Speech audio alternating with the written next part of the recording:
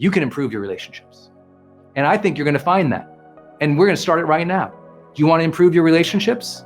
Let's do a gut check. How much ambition have you had recently for great relationships? Have you woken up about it? Have you journaled about it? Have you thought about it? Is it in your goal sheet? If I parade it in your house, show me the piece of paper that says, improve this relationship. Show me the piece of paper that says, create great relationships with everybody I meet. Show me the paper. Have ambition for great relationships. I know that might sound common sense, but it's not common practice. That's why so many people who could achieve greatness do not. I want you to think about this. Your ambition for the quality of relationships in your life is the umbrella principle. It's the umbrella value ethic that is driving how your relationships are right now. I can't tell you how many people I've coached and worked with in their 40s, 50s, 60s, and 70s who never, ever set a true, genuine ambition for great relationships.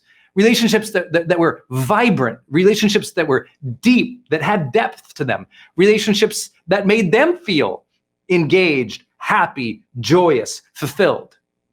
What most people do is they take the relationships that show up in front of them and go, I guess that's the way it is. I guess my parents are like that.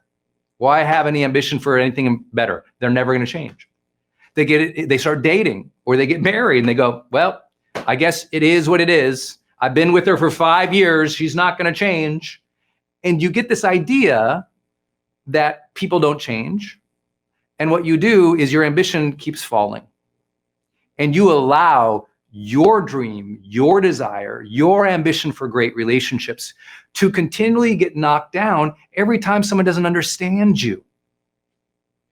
You've let your ambition for vibrancy and intimacy and sexiness and fun and joy in your partner relationships fall down. Every time you get in a fight, it stacks on. Every time there's trouble, it stacks on. And you keep getting more and more frustrated with the person. Your frustration grows into closed down communication. And now there's this distance, there's this block. And what people do is they immediately stop keeping their ambition for great relationships alive. I had the blessing of horrible relationships. Anyone else?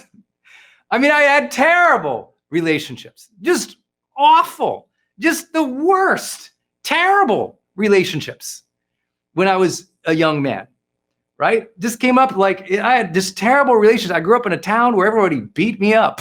I grew up in a town where there's a lot of really, really, really just awful adult behavior.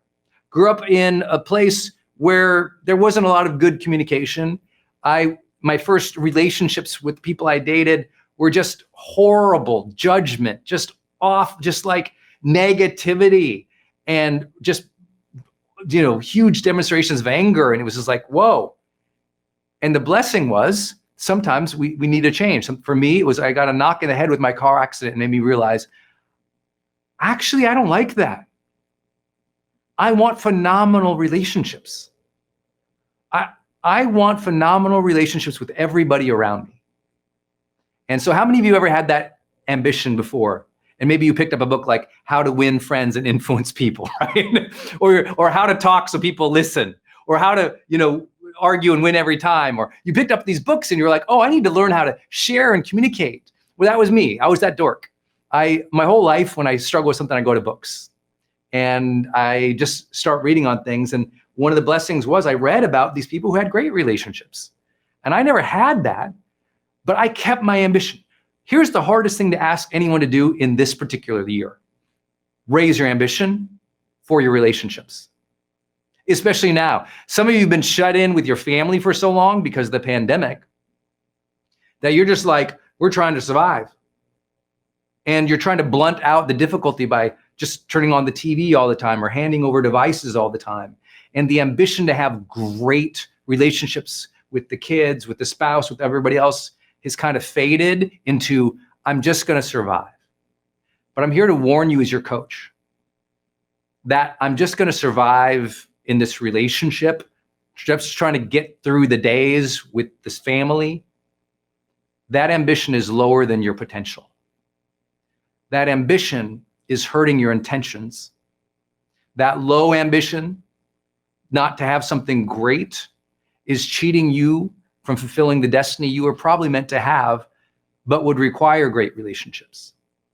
And as your coach, I'm here to say, be wary of the fact that you are so wary in your relationships. Be attentive to the fact like, oh, wow, we are just trying to survive right now.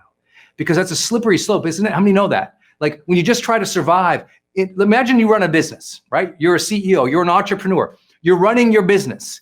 If you allow just surviving to last for months or years, that company never survives, right? Someone in that company must have ambition for what? Growth, for better service, for better relationships with the customers. If you don't have that in the business flatlines, then dies. That's the same thing in marriage and relationship, the same thing in child parenting, the same thing. Every time we don't keep an ambition to challenge ourselves to do better, we end up hurting the very thing. And so I'm here to say, have ambition for great relationships again. And I know your first impulse can easily be, well, you don't understand my husband. Well, you don't understand these crazy kids. You don't understand this team. You don't understand my business. You know what? Don't be a you don't understand person, because that stops you from learning. People who say you don't understand, they cut off the very advice they need to hear because they want to self-justify. Does it make sense that it's hard? Does it make sense it's much more difficult with someone who doesn't listen? Does it make more sense when you have an obstinate husband, team, or person in your business? Sure. Those are roadblocks. Those are difficulties. Those are struggles.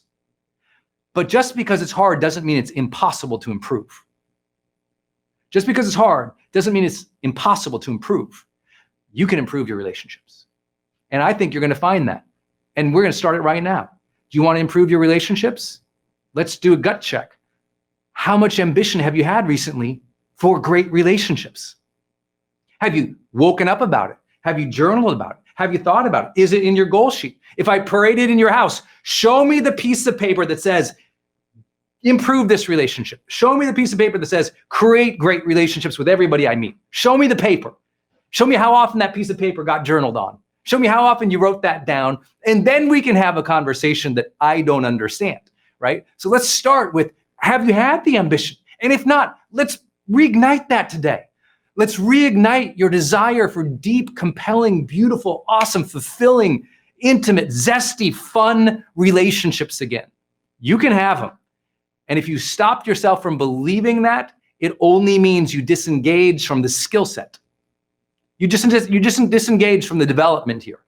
And that might sound like harsh or judgmental way for a coach to kick off with it, but I'm a high performance coach. I'm supposed to hold your feet to the fire a little bit and challenge you and say, this should be an area that you love working on. Raise your hands if you love communication. Yeah, you guys, I know I get it.